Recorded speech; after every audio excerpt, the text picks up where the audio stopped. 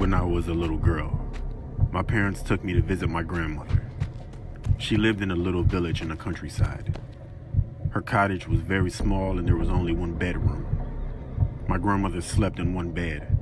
My parents slept in the other, and I had to sleep on some cushions on the floor. We stayed there for a few weeks and I was troubled by terrible nightmares. Every night, I would wake up screaming. My parents tried to calm me down and asked me what was wrong. All I could tell them was that there was a man coming to get me.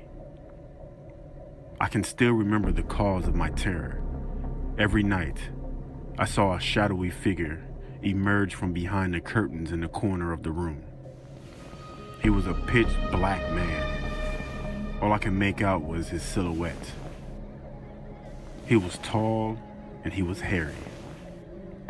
I would watch in horror as he came crawling towards me with a sickening slowness. He came up to me and he whispered something in my ear.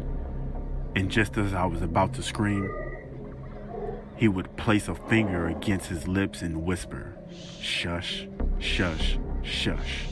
He tortured me every night to the point where I dreaded going to sleep. As time went on, he began to appear not only at night, but also during the day. One evening, we were all watching TV in the living room, and at some point, I happened to glance to my left. The curtain slowly drew back and I saw the man standing there, staring silently at me.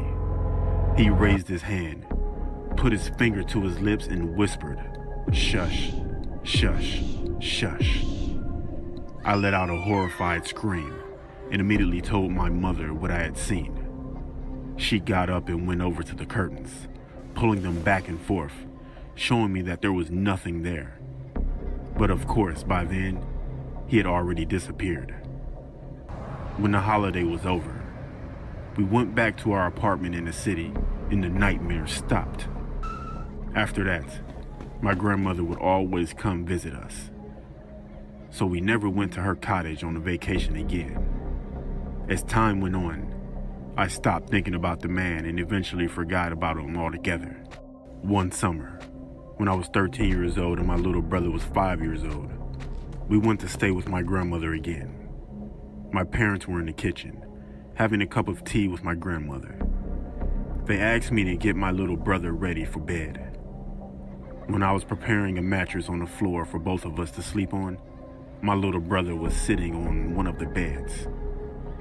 I noticed that he was being usually quiet. When I looked up, I saw that he was staring at something.